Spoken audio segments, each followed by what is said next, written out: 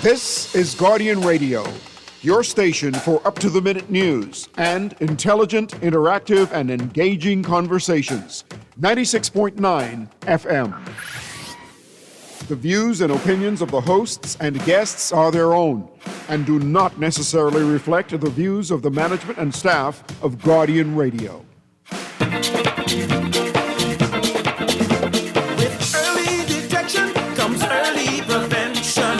Put lead in your pencil, make you feel like a champion.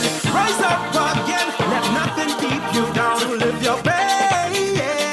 Hear the urologist speak. Oh yeah. Think you're losing grip of your manhood, don't give up on hope. Don't be ashamed, it's time to take control. Get some help from the urologist. You will find He'll help you solve your problems on 96.9, yeah.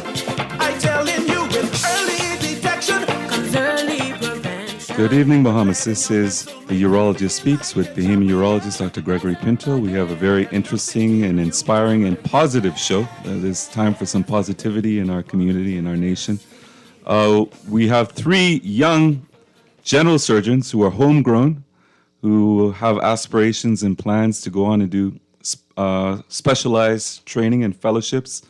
And that's continuing what Dr. Wesley Francis and I were discussing last week in terms of there's a lot of positivity at PMH. PMH is getting a bad name. Obviously, no system is perfect, no hospital is perfect. But within the walls, there are a lot of beautiful roses growing out of the cracks. And three of them are right here. So there are three female surgeons who are in the country at this time, and two of them are here. And that would be Dr. Krista Nottage and Dr. Delicia Bodie. And we also have male general surgeon. We're going to mix it up with the male and females, and that's Dr. Holly Nixon. So good evening to all three of you. Good evening. Thanks for having us. So we start the show, as always, with a few inspiring quotes. Let me start with saying it is never too late to be what you might have been. The best way to get started is to quit talking and to begin doing. We may encounter many defeats, but we must not be defeated. When we talk about PMH, everybody has a negative connotation. When you go through the general surgery program, and as we mentioned last week with Dr. Wesley Francis, who unfortunately is stuck in emergency surgery at this time, and I just came out of emergency surgery 3 minutes ago, so I'm thankful that I made it. We don't talk about the positive things that are going on. So we have a very solid and well-recognized surgical program that's going over more than 15 years. I would even say even more than that, because even before I went off to school, it was just in its infancy stage. So I think that's going back to 2007, at least 2006. So it's been around, we're almost coming up on 20 years. Time really goes fast. And it's very well recognized. So essentially, it's to the point where basically every general surgeon who has come through the University of the West Indies through the PMH program is going off to do super specialized training. And that they're bringing in, most of them are coming back. And that's the good news. In the past, a lot of specialists didn't come back. Now we have a lot of homegrown physicians who have been in the trenches, gone through hell. We're going to talk about what life is in PMH, all the trials and tribulations. But we're going to talk about the positivity. So let's start with Dr. Delicia Bodie. Tell us about yourself. Where did you go to high school? Tell us about your family. Tell us about your struggles and your tribulations and going through that arduous general surgery program. And a lot of persons would say, one of my heroes, Dr. Danebo, would say, if he were to do it again, he would never go through that hell of doing residency. Residency is a living hell. Every day is an ordeal that you have to take it one day at a time, because the pressure is so enormous. It'll crush most persons. So you have to be brilliant to be a surgeon. You have to have a good bedside manner. You have to have good surgical skills and good hand coordination, etc. But you have to have a very strong backbone. You have to have a strong character, and you have to go with ups and downs. You're going to get knocked down 100 times. You're going to be cursed. You're going to be shouted at. A lot of the senior trainees and professors, here and abroad are very demeaning, and they do it not in a mean-spirited way, but they want to make you stronger and realize that they want the best for you, because we're really one of the very few professions where if you have a bad day, you can kill somebody, and you don't want to live like that.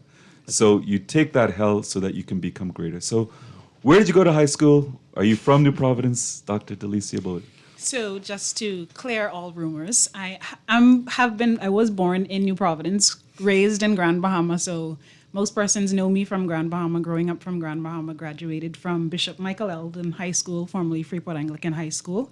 And shortly after graduation, went off to university, did my first year actually at Dalhousie, undergoing biochem, and found out about the pre-med program at the University of West Indies in Trinidad, and switched gears there, successfully got through and entered medical school at UE.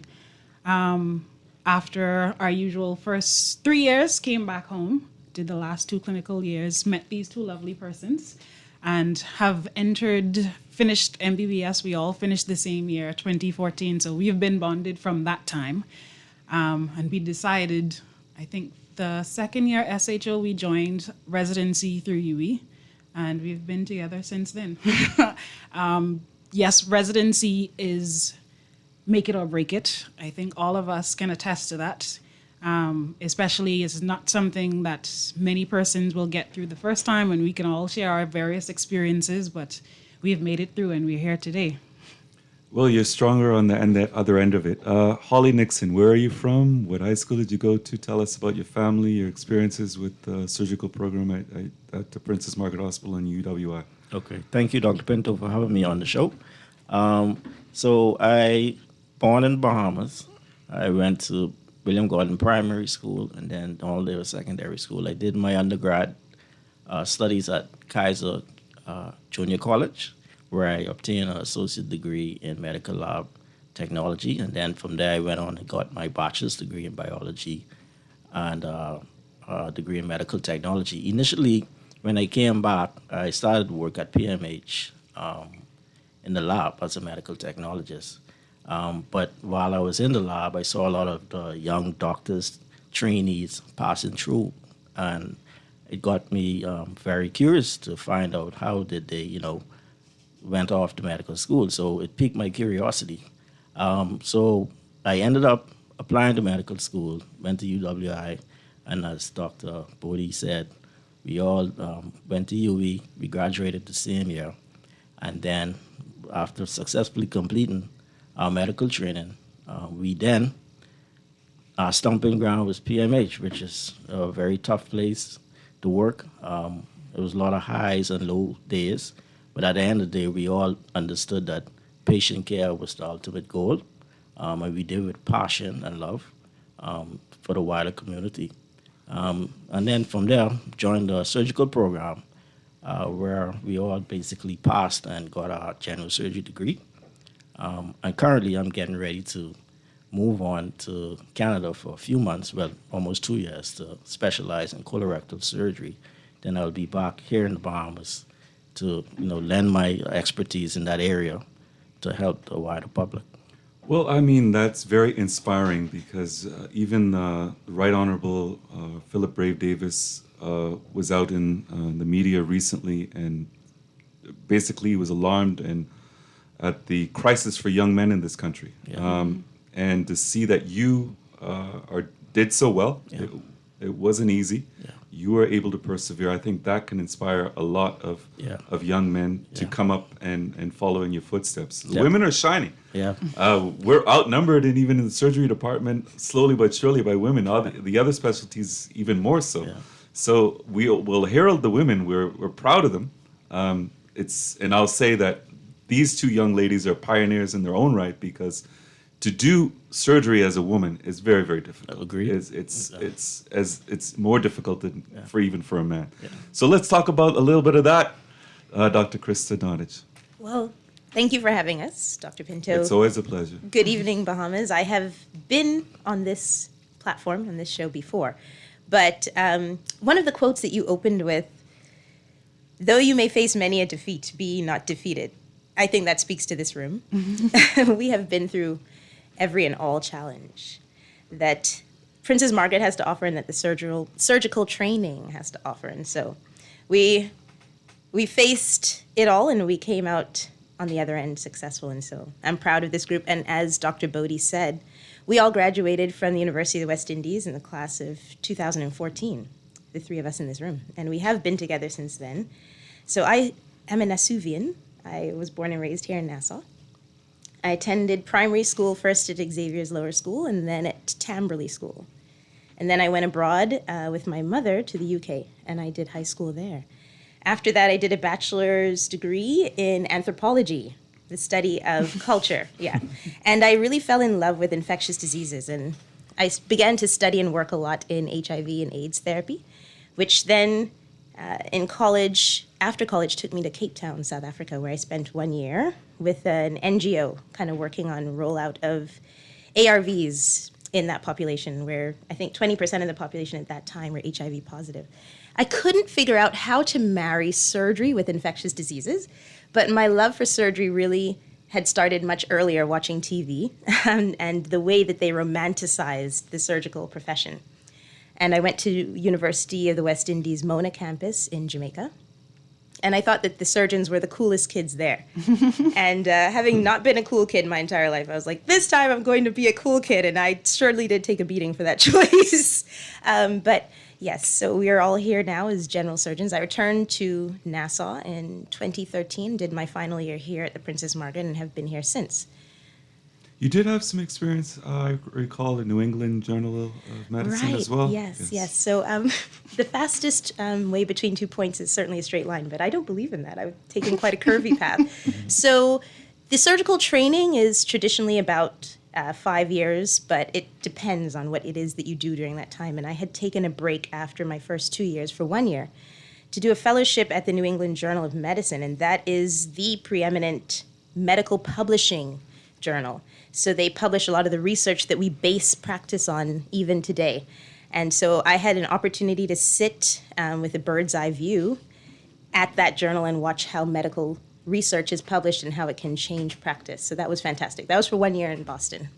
And when we talk about family pressure, everybody knows who your mom is, everybody knows who your dad is, and everybody knows who your uncle is. What so a time. Let's hear who are they? Oh, well... you are the daughter of who? I am the daughter of Kendall and Ruby Nottage, both of whom are such great orators. And I am so nervous of public speaking all the time, and nobody believes when you've come from a family such as that. And certainly I think each of us in this room can say that we stand on the shoulders of those who've come before us. And our parents have really, they have really towed the line with our training, because all of the times we've been beaten down, all the times we've been defeated, it's really them and our little village of community, whether it be siblings or friends, that had to boost us up every single day. And so I am very grateful for my patronage, for my lineage, my family, and my friends. But also, having been Kendall and Ruby's daughter, Kelly and Kenya's sister, they've set up a history of patriotism to the Bahamas. And so many times people look at us and say, oh, all the young people are leaving and they don't want to stay in Bahamas and they don't want to work here. It is tough. It is tough to stay with the opportunities that abound abroad, but I think that the three of us in this room are committed to the Bahamian people, the Bahamian public, and we spend the majority of our time and nights and every single day at the Princess Margaret Hospital. Agreed. I mean, it's all encompassing. There's a meme that I used to see years ago, and one of my friends sent it to me recently, and it was a meme that showed two surgeons in the midst of operating, and it says, "The most expensive outfit I've ever worn because it costs me my youth, mental health, stress, sleepless nights, pain, and being far from home." So everything is about sacrifice, and you have to have family that realize that as well, that and friends as well, that you're not going to have time for them. Yeah. Your time is not your own. You are the glue that and the foundation of Princess Margaret Hospital. Agreed. Surgical department is. I'm probably biased, but I think it's the most important department in any hospital. That, along with the emergency room department as well. So, Delicia, why did you choose surgery? Did you ever think of any other specialty? I sure did. Surgery was nowhere near on my radar when I first decided that I wanted to be a doctor. You know, in primary school, high school, you always talk about what you want to do when you're going off to university. I always knew it was medicine, but it was absolutely not surgery and definitely not general surgery. I think my first was pediatrics. I always loved the kids. You know, the ladies, they say always gravitate toward the kids. So even during summers, I did some rotations at the Rand Memorial Hospital where I would shadow and help with the pediatric population there. Going through rotations in medical school, of course, going through the different specialties, then I'm like, I decided maybe I want something that would be easier hours and 8 to 4. So it was between dermatology, and then I came back home rotating through actual surgical specialties, and then I fell in love with ophthalmology. I actually did want to do ophthalmology, did a year of it rotating in Grand Bahama as well. And I think I wanted a bit more outside of the ophthalmology world, and I made the decision to join the general surgery program. One thing that's wonderful about Princess Margaret, although it's terrible for our society, is that we have so much in the way of trauma. That gives us a lot of cutting experience that many programs around the world would not ever experience. So that's one of the reasons I went to Cape Town, South Africa. I went to Greggory Hospital, and Dr. Nottage was also there for some time as well. And that was the place of the very first heart transplant, successful heart transplant in 1967. One of my profs actually did the world's first successful penile transplant as well. So a lot of firsts there. They had first well technology. We had robotic assisted surgery. We had laparoscopic for everything. But they also had the pathologies of third world. We also had the trauma. I remember being on call in the trauma room, and there was a drive-by shooting between two gangs, and 27 people came in, a one-time shot. Wow. You don't get that kind of experience anywhere. And there were people from around the world, from Italy, from Australia, from even from places like Detroit and Los Angeles, who came there because they know that they would never see so much trauma. I think I've personally seen more trauma than if I was in the Iraq War or Afghanistan War. So that is almost the extent where Princess Margaret has. We are a well-oiled machine in terms of getting people to survive. I've seen persons survive at Princess Margaret Hospital that wouldn't even have survived at Greggory Hospital in Cape Town, South Africa, where they are considered one of the best trauma centers in the world. In fact, a lot of groundbreaking studies have come from that trauma department, even in terms of conservative management for low velocity gunshot wounds, which was unheard of in the past. So you have great cutting skills here. There's no shortage of persons to operate on. But what do you think the consequence of so much trauma has on our Princess Margaret Hospital in terms of resources, in terms of draining supplies, in terms of the morale of the staff? How has it affected you? How has it affected your colleagues in terms of, it's very difficult to see so many of our young persons. We can look in the newspaper and say, 2 drive-by shootings, 1 stab wound, et cetera, but you, Dr. Nottage and Dr. Bodie, live it. I lived it. Our other surgical candidate colleagues live it. So we see, we're there at 9 hours trying to save somebody's life, and we know from experience that probably in a year he's going to go and shoot somebody else, or he's going to come back and he shot it himself. How many times are we there 3 o'clock, 4 o'clock in the morning trying to save somebody's life, and he was either shot by police, or in so many cases he has an ankle monitoring bracelet. How have you seen through the years, and you've been there a number of years, even before you entered medicine, how have you seen trauma negatively impact Princess Margaret Hospital? Well, to start with, I grew up in the over the hill community, and that community is very troubled. A lot of young men, gang violence, etc. Since becoming a physician, well, let me stop you there. From that point of view alone, you are inspiration. Yeah. So from where you've come, it's not where you came from; it's where you're headed, and the journey along the way is important. But you've reached the end point where you can be a guiding light to a lot of people who have a lot of dark days. So I would encourage you to go back to your community, and go and speak to even primary schools. Start from young. Speak to young men and inspire them, because they can have in the mind, you know what, he grew up one street down from me. He grew up on my Yeah. street. He was in the same circumstance, and look where he's what he's Exactly. achieved. Yeah. Against all odds. Definitely. Yeah. Do you want to tell us which area that was, Holly? So it's right off East Street, Lifeboy Street. There you go. John Chippy Chipman grew up in that street as well. Okay. So I use that as a segue to now that I'm a physician or surgeon at PMH. Countless times I've seen friends that I grew up with in that area came in the trauma room because of gunshots and stab wounds. A few of my friends, they actually passed away in front of me.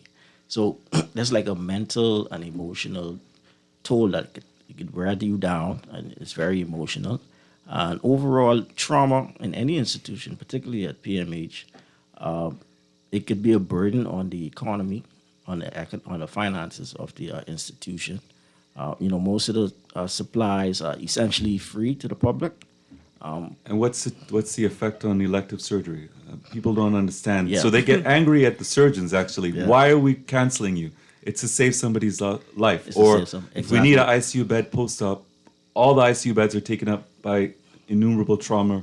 And it plays on your psyche to know that every day you go into the hospital and there are armed police. There are men shackled, young men who could have had a different path, shackled to beds, right next to good citizens. And it's unnerving. Even in the clinics, you have men with automatic weapons, men shackled from their ankles and their wrists, and it's like we're in a war zone. Yeah. And it keeps getting worse. Yeah. And it keeps getting worse. I remember maybe 5 years ago, we literally were in a gang war where we would have 4 people shot every single night for at least 10, 12 days. Wow. And it's unfathomable that in such a small society, we have so much violence. We have, in terms of population, we're similar to Barbados. Why are we so violent? Yeah. I mean, and why do you think that you made it, quote unquote, and your friends didn't? Okay, so definitely, I in life, it's decisions. You could decide to go one way versus the other. At a very young age, I decided I wanted to be better, wanted a better life for my family, and I saw all the sacrifices that my mom made as a single parent in that area, over the hill area.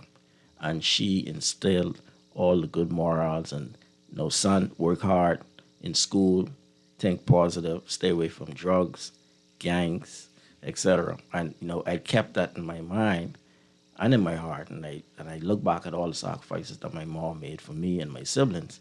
And that is what motivated me to be who am I today. So I always talk about that. You may come from difficult circumstances, but it doesn't have to define you. You may be a maid in the hotel, but you be the best maid, and you make sure that your daughter, your son, reaches higher heights by instilling the importance of education. So Dr. Christinaudis, you're a very intelligent young lady, as is Dr.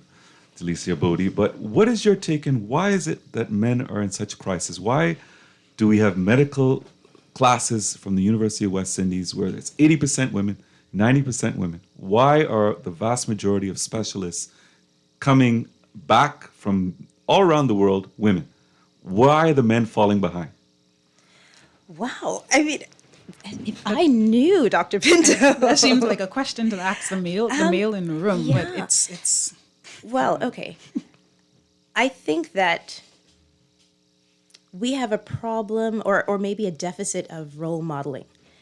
And maybe it's not that the role models don't exist, but it's that the relationships and the recognition of a role model is where we've fallen down. So when we look at previous generations, everyone looked up to someone. And I've asked some of my junior colleagues who are males, who are their role models, and they're kind of not giving me an answer. Mm-hmm. And they're fortunate in the field of surgery, especially, to have a role model. For Delicia and I, there are some very strong female leaders who came ahead of us. Mm-hmm. But really, we are breaking pioneering ground being female general surgeons. But of course, Dr. Colleen Fitzcharles and Dr. Laurette Isaac and many others, Dr. Lockhart being some of the females who've trod this road before. From young men in our community, I really think it's identifying a role model and establishing a mentor-mentee relationship. I think that there are men who have made it, who maybe aren't taking the time to mentor. Yeah. That is something I think that males may benefit more from than the female, because females perhaps have more of an internal system, but we also have a community. I think females tend to talk to each other. They tend to hash things out a bit more, maybe.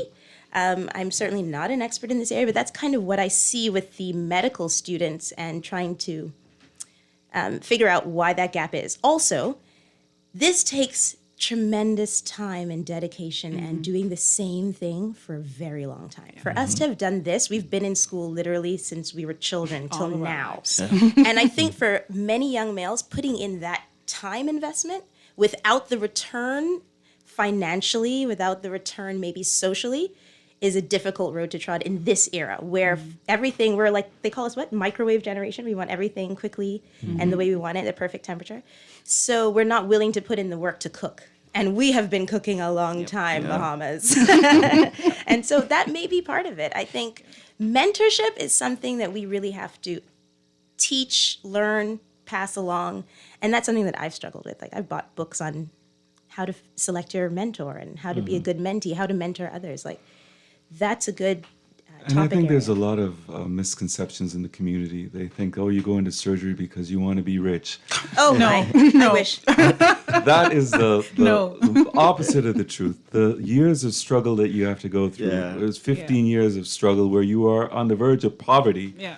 living off your family, Exactly. living day to day. And I remember when I was in residency, I would have high school friends who did business, and they would be buying their second house, Yep. and I would go to the food store and go to the ATM, and I would be in negative balance because my credit card was so overdue. The bank withdrew from whatever savings, and I was in negative, so I had nothing. Yeah. So when we come back from specializing, you have negative net worth, and you start from nothing, Yep. and it's a struggle from there. You don't just develop a name for yourself or patience or anything else right away. It takes a lot of Takes time. and not everyone's going to be successful, and you just have to be the right place, the right time. the right time, There are other ways to make money, and even if we do have a relatively good income, it's really because we're so busy. It's our family that we're happy to enjoy those benefits. It's not really us because we're Yeah. always Yeah. in the On the office. go. We're Yep, always exactly. on call. We're always in the hospital and everything else. But you made some wonderful points. I also want to talk about brain drain. I think a lot of there are some men doing great things, being grown, born, raised, men doing great things, but they just don't come home. Yeah. I think more of the women who are successful are coming home. And you can't blame them for one reason or the other. It's not a very welcome environment. I've come back, I've had hell. All of you just being in Princess Margaret Hospital, that's even more hell. I don't know how you could have taken it. So there are persons when they go to Princess Margaret Hospital, they feel depressed, they feel down. Imagine basically living your whole existence and a great part of your adulthood there, day in and day out, and a lot of things cannot be changed. It's above your pay grade. You can only deal with the equipment that you're given, and if it's broken, it's broken. You can only deal with the supplies that you have, and because of trauma, a lot of that is very much depleted. But I think what we need to do is we need to reach out. You two females here can inspire 5-year-olds to think into the clouds, to reach for the stars. Holly, you and Dr. Wesley Francis both came from very difficult inner city beginnings. But in the inner city, who are the role models? Yeah. The drug dealers. Yeah. They're held in the highest esteem. What's the average life expectancy of a drug dealer? But when we talk about education, I've mentioned this before to Dr. Wesley Francis, I would say all of he's accomplished as the first surgical oncologist with a fellowship-trained surgical oncologist. There was no fanfare for him. No. Nobody knows about that or anything else, but if his neighbor or his friend from school shot 2 people, he'd be on the front page. Yeah. Yep. We always emphasize negativity. Good evening, we have a call coming in. This is Urologist Speaks. Hello, man. How you doing? Very well, thank you. Yeah, I was listening to the conversation, about the man, Yes. and the underlying problems of being a man. Well, but I got this phrase that I've come up with, neo-colonialistic society. Okay. Yes. Now, if we play it in that mode, we have to accept the fact that our females, they grow up in an atmosphere that is more nurturing. Not so for our men. I agree. Okay, and the only men who tend to make it are those who have had some strong mothers or some strong father figures Or in their life grandmothers. Yes. who push the concept of discipline, especially in the area of delayed gratification. Now, I think the talk about the talk about the drug dealers being the the ro- the role models Yeah, can this only society is too engrossed with easy money and fast times. well, that's the case, but that is a more recent development, in terms of what came out of the late 70s and the you know and the 1980s. Where do you think that there was a shift when we talk about the 60s, the 70s, where the vast majority of persons in our society, children, were born in a nuclear family with Okay. a wedded mother and father? Now it's the opposite. Maybe almost 80% are not. Where was the shift between the 70s to the 80s and 90s to now? That generation that came online in the 1940s, they formed the basis for what happened in 19 in 1967. A great number of them got exposure in America, Yes. and came home. But I think what went wrong was that the issue of expectation was not dealt with, especially after 67. Okay? Now, when things happen in 67 and 68, you saw fractures already in those who had led the struggle, in terms of those persons who they had led out of bondage, were now making demands, right? Yes. And those demands were, unfulfilled. When you look at history, of the distant eight, and those guys, they struck out because of something. Okay? Okay. But what the real problem, I think, came about when the old GHS was closed down, and the persons who had come to power had gotten their education primarily out of GHS.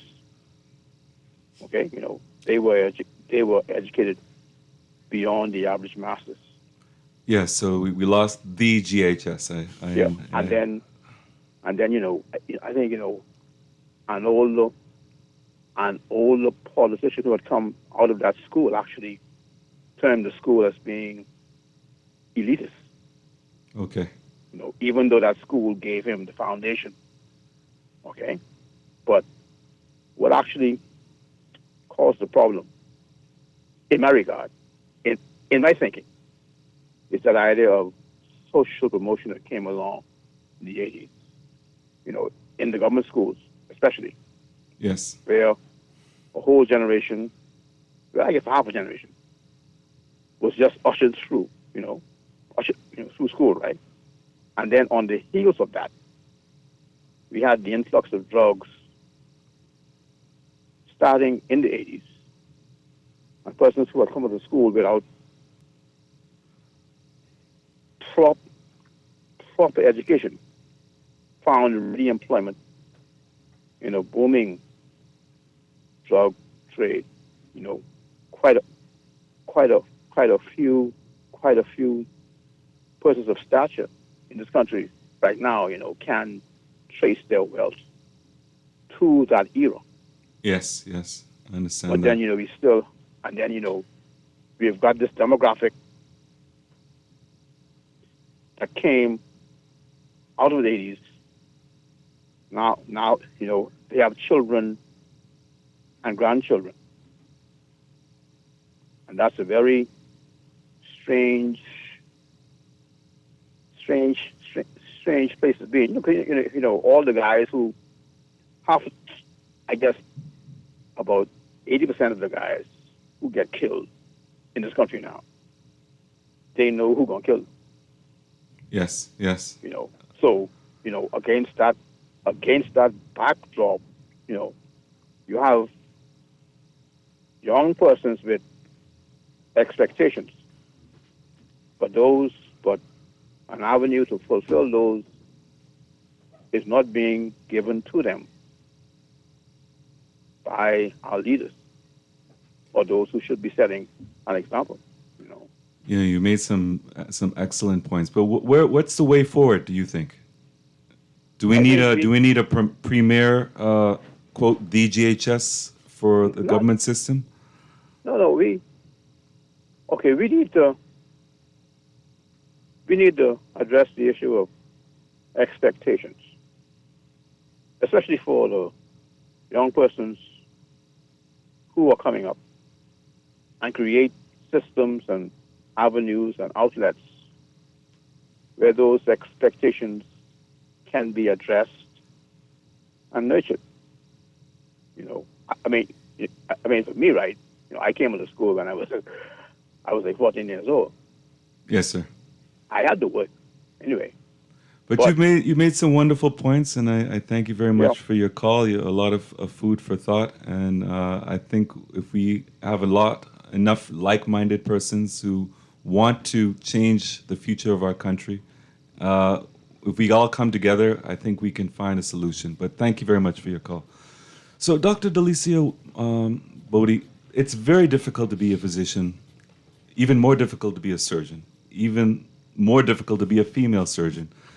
How do you deal with the day in and day out stress, anxiety, depression, seeing people die before your eyes, whether it's from cancer, whether it's from trauma, whether it's a fall, a car accident, young and old, violence, and then you have to go and you got to come back and do it again, and you have to come back and do it again. How do you keep it from breaking your spirit? That's a very heavy question, and all of us deal with it or go through it. Whether or not we truly deal with it is another question, and it's something that I constantly face and have to try and compose myself to actually deal with. Several months ago, one of our senior colleagues gave a talk about the second victim. So we always talk about the patient, but what happens to the surgeon who has to live with the complications of their actions? We have the knife in our hand. Whatever happens to the patient thereafter is our responsibility, and we have to accept all consequences. Some things, worst case scenario, we may lose a patient. Sometimes it's a minor complication that we could fix, but nonetheless, whatever complication, it's in our hand. And I think for the most part, myself, Dr. Nottage is one of my go-to persons whenever I am stressed. So we've developed a sisterhood. Same, yeah. When we deal with things. It's having someone you can talk through, process things with. Certain things, if it is that she may not have experienced, I would go to one of my senior colleagues who has been through it and either try and talk to the scenario to see what it is. Sometimes you may not be able to even relate to one of your colleagues. That's where your family support comes in, but you have to have that network in terms of how to process and deal with it. And even sometimes you just may not want to speak to someone else. There are other avenues.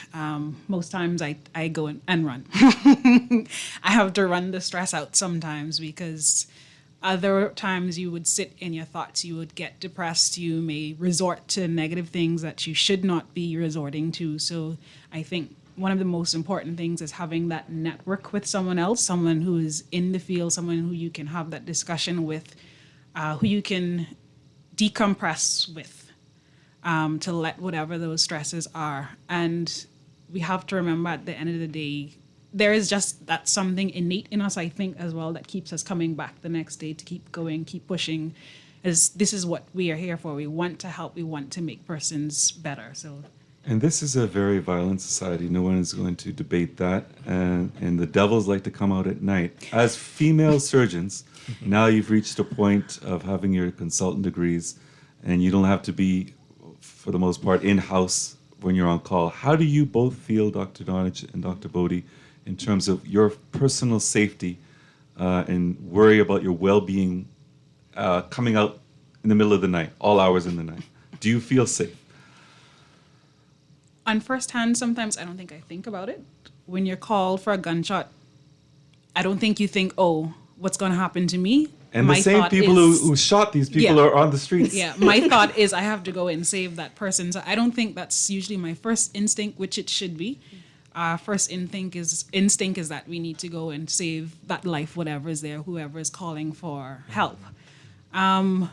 Yeah, I really don't think about it, and something I think that we need to be more mindful of, because it could be 2:00 in the morning and we don't live. Those streets are deserted, Exactly. dark and deserted, and The nicest drive is at that time. Yeah. But we're very cavalier about leaving our houses at that time. I mean, I live in a complex without a gate, but with neighbors, and so I always imagine that somebody's going to notice, but they don't necessarily. And I don't think about it until it's time to go home, because leaving my house, adrenaline is going. I'm thinking about what I'm going to do, what they told me on the phone, what type of patient I'm going to meet, the steps I might have to take in operating theater. Coming down from that and walking to my car. That's when we think about it. Right, from operating theater, I'm like, Getting back home. Where's the security? Where did I park again? Exactly. How far away was it? When I had something happen recently. I was at home, and my car is broken into, and I had gotten home at 2 a.m., and it was 6 a.m. when my neighbor told me that my car is broken into. That made me feel unsafe, because I was like, they probably were watching. Yeah. So that means that, people can start watching your routine and your pattern. Oh, this person goes out at night.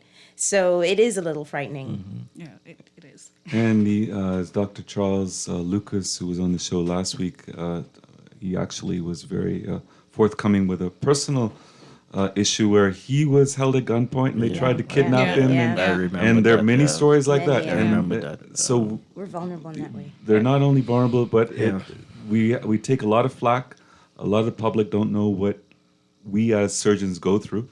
The same persons who are shooting and stabbing persons are the same persons we have to drive by to get to the hospital to try to save these people. Yep. And I've been accosted in terms of verbally and aggressively in terms of taking someone into theater. You better have my boy live. Yeah. Or I've had the opposite, and I mentioned it last week. You better not let this person live, or we're going to come back and finish him off and finish you off. And that's wow.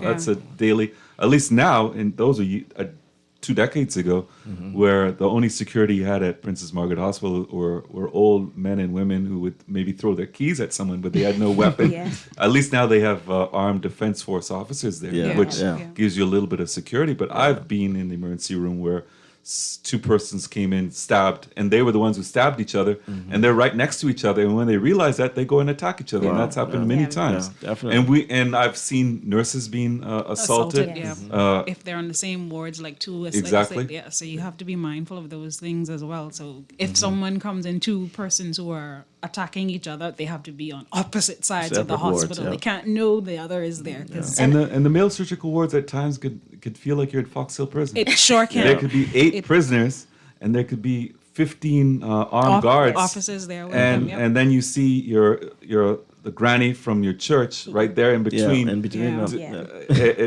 It's and we have female violent persons as well. Yeah. We have another call coming in. This is Urologist Speaks. Good evening. Good evening, Dr. Pinto. How are you doing? Good evening to your wonderful guest. Good evening. Good evening. Yeah, I was prompted to call because I was frightened by the human story by the young doctor, right? Yes. And it really hurts my heart to see that people would target But really and truly, I mean, they shouldn't target any doctor, anybody, right? But a young female professional, it's really scary because my oldest daughter lives by herself, and I wouldn't like to say what she's doing, but she works in the airline industry, et cetera, right? Yes. She just recently graduated from UB. But what I'm saying is, it's frightening because I heard the human story, and it's like, wow, you know what I mean? Mm-hmm. And so what I do is, my father was worked in the criminal investigation department for decades, right? Yes. And what happened was he used to keep a lot of German Shepherds, and some of them were police trained, and they used to be up and down out the yard, and then he used to have a special one. He used to keep an house. Her name was Elsa.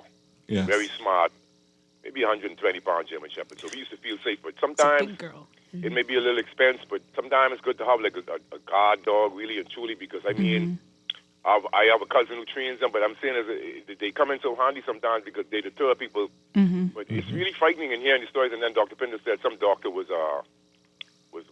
almost kidnapped. I mean, Yeah. it's the degradation. Actually kidnapped. It's really, He was And kidnapped. I remember the story that the two culprits were arguing over who was going to get the ATM money, and, Yeah. and when they were distracted, he jumped out the car. Yeah. Yes. I saw that, but then a human story, because I was also impressed with the doctor and the kinds of like I'm comparing to what I do because I work long hours, but fixing furniture and stuff like that, cars, house furniture and stuff. And she said that when she went to the parking lot, she can't remember where she parked, and so she's drunken with her work and spending with her work, which is I was moved by that. And I was like, given that I know the type of doctor Dr. Pinto is as far as sincerity and disclosing the truth, and hopefully all doctors should be. But the thing is, from a patient's perspective, I've seen those things too, being on the ward for like a month and then like a month and a week, right, Dr. Pinto? Yes. And I've seen suffering and death also. But I'll share this with you guys. When I came out of the hospital the last time, which was the longest, it was a month and a week, and people called me and say, oh, what happened? Wait. But Dr. Pinto had prolonged bleeding from this surgery. And as I came, my first ride out of the hospital, and I was traversing down East Street and et cetera, and I was just looking, everything looked so, I can't say, like I needed orientation again. Like, everybody looked so, life looked so meaningless, like, people just look pathetic, doing, like, I just couldn't believe, like, so many people doing so much idle things. Like, I look at life in a different way. Like, all of a sudden, as I reach 58, 60, like, 24 hours a day is not enough for me. And that's like where I was all of this time, like, wasting, like, when I could see back in the days, you would waste time partying and going out with friends and doing all kinds of, I used to smoke weed, etc. You know what I'm saying, Dr. Pinto? Well, let me just ask this, 52. Sorry for disrupting you and interrupting no you. problem. But you've had a colorful past. You've been on the radio many times. Admitted you stabbed someone. You were in It's taken Fox me Hill to prison prison. twice, But how did you turn your life around? Because you call a lot of radio shows. You are very intelligent, very well read. You inspire a lot of Like Dr. people. Pinto, I don't know. How did you turn your life around from negative to because positive? I live long enough, and I get to see the folly. Like I always tell young people, even if I look back in retrospect or self-actualization, some of the things that I did, I would never say on the radio, but I'm ashamed. And I sometimes I'd be glad I lived through it, and then I'd be like, if you look back, it's almost like, I don't know if it's God in the sky, you'll see how foolish you really are or were. I mean, it's like mind-boggling. It's unbelievable. And you can't do these things again, but I like to, talk to young people because, I mean, there's so much folly out there. I listen to you guys talk about what's going on with the young males. Cleve always pushing that, but if he was to teach, his hidden racial agendas already, then we would there would be some impediment to destroying ourselves, because this tit for tat, something is out amiss, man. Something is afoot. I mean, it really. But I'll just hang up and finish this. I mean, I'm upset too because I really didn't know I was gonna live this long, and so I look at it. I'm not. People say 61 is not long, but it's long, I mean, for me in the human journey because it's just like you have to share now. So that's what you guys have to do. You have to share your experiences. But I was impressed with the young doctor's human story because that means she has a lot of love. And so, I just hope all doctors would do that and being sincere. So we're just trying to say that there are a lot of positive things coming out of PMH. Right in front of me, this is the future of surgery in the country. Yeah, but doctor, I've been in the hospital long enough to know that, of course, because I had a nurse was even around me to take my medication. What her name was, Nurse Dorset. So have a good night. Good night. Good night. Good night. So that's all important. We need to talk about positive things, and we can't give up on the community. Another troubling issue that I've seen through the decades at Princess Margaret Hospital, and I'll send that question out to you, Dr. Holly Nixon. What is the cost of illegal immigration on our public health system on PMH in terms of the overburdening of illegal immigration. We all rotated through obstetrics and gynecology. We all saw where, in certain days, 80% of the babies born were born to illegal persons, primarily Haitian. We would be in the emergency room where 70% of the persons taking up the trolley are illegal. I found it troubling 25 years ago, even more so. I remember one time I was on call. 7 persons came in. They were in a packed car. They were all drunk, smelling like liquor. None of them had seatbelts on. All of them had blunt trauma, fractures, head trauma. We were overwhelmed. Every one of them couldn't speak any English. Yeah. They're all, and the burden, the amount of resources just for those 7 people, and I remember 5 of them had to go in for surgeries. It's just overwhelming. Yeah. It's just overwhelming, and that's crippling our healthcare system. Yeah, definitely. So we can't give the police officers a raise. We can't give the defense force officers a raise. We can't give the raises to the nurses doctors, because we're so overwhelmed. Where persons come in, I know persons who would come to urology clinic at PMH, and I would speak to them. They'll be forthcoming. They have no fear at all. They'll say, I was diagnosed with prostate cancer, or I was diagnosed with kidney cancer, so I snuck into the Bahamas to get free health care. Oh, okay. What do you think the burden is from what you've seen over the many years, from you being in every aspect of the hospital? What's the burden of immigration on our public health system? Yeah, most certainly. The population in our country, let's say, 400,000, that's not counting the undocumented persons who are here. And everyone who shows up at the hospital, obviously, you cannot turn them away. So the burden is high, most or mainly in the obstetric area, where, a lot of the foreign nationals, they would come and have their babies on those wards. For the most part, if you think about it, there's a strain on the staff. The doctors, the nurses, it's a strain on the financial allocation for that department, particularly obstetric and gynecology. And even in cases where trauma, a lot of foreign nationals, they would get involved in illegal activities, gang violence, etc. And all of that will, pile up and compound on the pre-existing problem that we already have. But definitely, the numbers, we don't have exact numbers, but anyone could take an educational guess and say yes, it's a burden financially. It's a boiling point. What are your thoughts, Dr. Nottage? I wanted to add to the conversation. The Princess Margaret Hospital, from my understanding, was built on a model of a population that we have exceeded a long time ago. Yeah.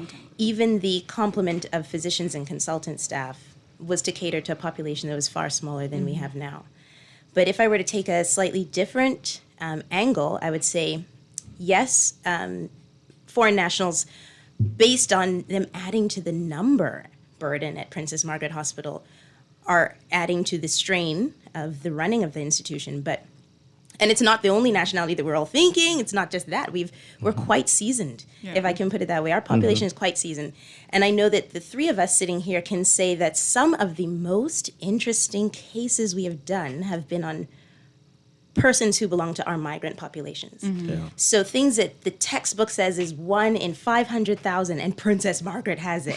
So, and I mean, when we think about pediatric surgery, some of the tracheoesophageal fistula surgeries we've done, anorectal malformations, I mean, these are in patient populations that we would not otherwise have served. Now, those surgeries cost hundreds of thousands of dollars, right, for the government. And the recovery of those patients is very, very expensive.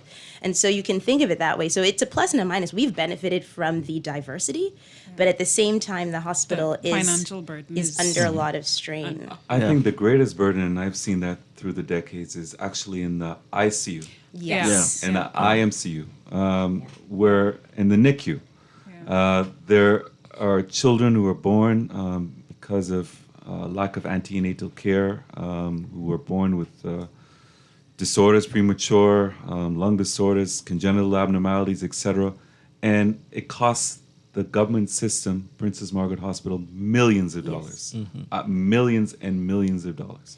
And it's never ending. I don't know, did Dr. Francis mention that a team at Princess Margaret had a separation of conjoined twins. No. So that is also something very positive. yeah, Yes, that's yeah. very positive coming out. Princess Margaret did that. No one will talk about that. No. We're talking about, We this one had a bed sore, or this one. We have the most advanced neonatal ICU south of Florida, from what I've heard. Anybody can fact check me, but I think that's what's going on. And Yes. we fly In the in region, infants right from the Caribbean to our institute, to the Princess Margaret Hospital. That people want to poo-poo all the time. I mean, occasionally we poo-poo it because we're tired of going there every day, all night. But yeah. So I know, Dr. Bodie, you're interested in minimally invasive surgery. That's a future of surgery. I know that Dr. Holly Nixon wants to do colorectal surgery. That's a major problem in our country that's overwhelmed with colorectal cancer. And the surgical oncologist, Dr. Krista Nottage, we're again overwhelmed with cancer. And I know all three of you are coming back. Yes, definitely. Even though it might be tough coming back. So things do look bright. So we need to stop knocking our Princess Margaret Hospital. The future looks bright. I am a little older than you guys, and I think I got 25 more years left in me. I'm sure you guys got 35 more years in you. So you are the future, and the future looks bright because you have that caring heart, each one of you. I've worked with all of you through the years. What would you say, Dr. Bodie, to someone out there who's 10 years old and wants to think about going into surgery as a young female, and she doesn't see anybody, maybe a few people on Grey's Anatomy that she can aspire to, but you are the living flesh in her 21 by 7 mile island that she can aspire to, just like Dr. Colleen Fitzcharles and Dr. Krista Nottage? Yeah, I first would want to make sure that this is what she wants to do, not what anyone else wants her to do. Even my mother, her discovering my decision to become a doctor, she said, I never told her anything. My mom was a primary school educator, recently retired. My father is a maritime pilot.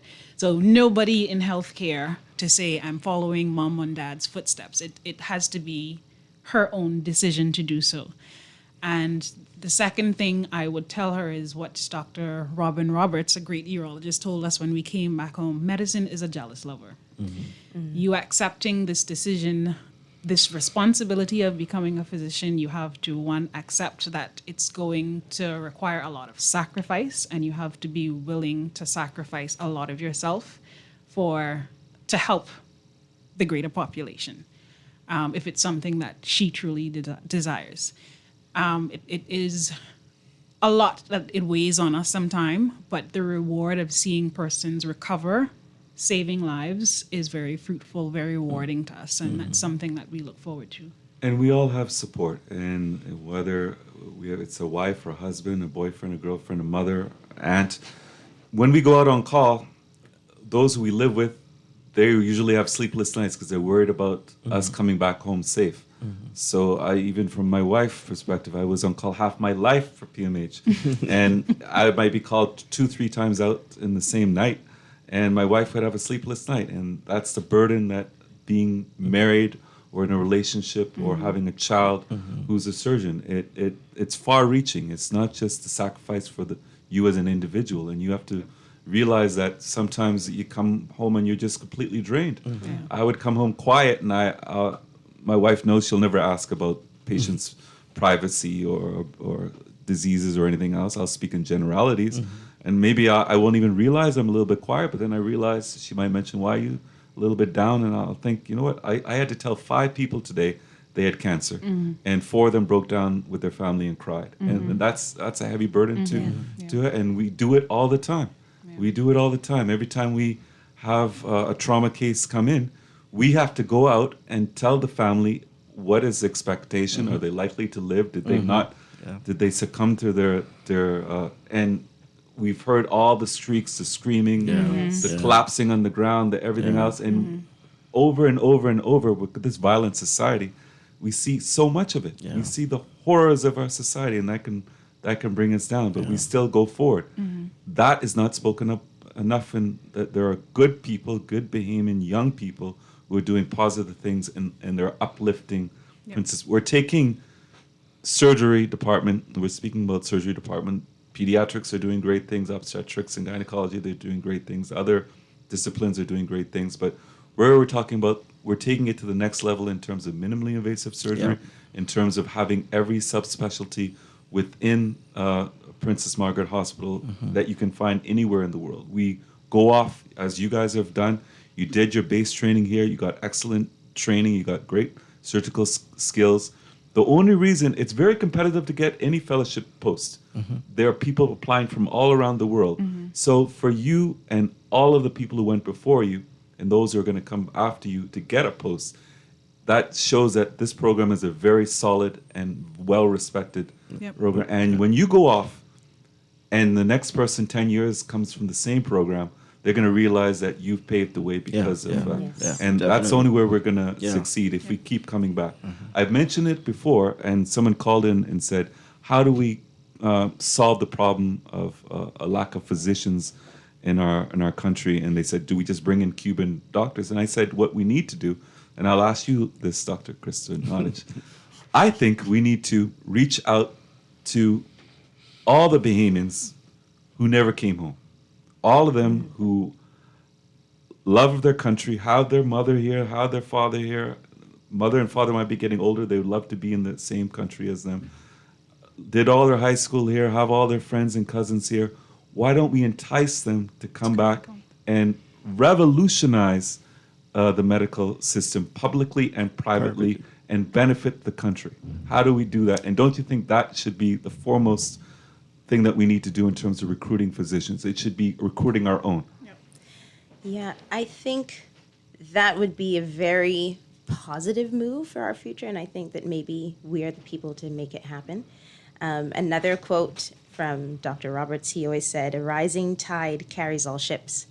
And so we have to decide if we're going to set the pace and be that rising tide and bring along those people. I think that the persons who are abroad just can't envision themselves working within the constraints of our local healthcare system. They've probably trained in institutions that have more, they're practicing with more. And to come home and have to make do with, a Q-tip and an alcohol swab is very difficult. But instead of seeing it as an individualistic prospect, we have to see it as a nation-building project. And so it's not that we want you to come back. You're not going to do the same thing you did when you were away, but you're going to build our nation. And if that is important to you, if that is something that you want to contribute to, then we want some of your time. And maybe we don't ask them to come home forever. Maybe we ask them to dedicate locums to us, because having strength in the diaspora is also important.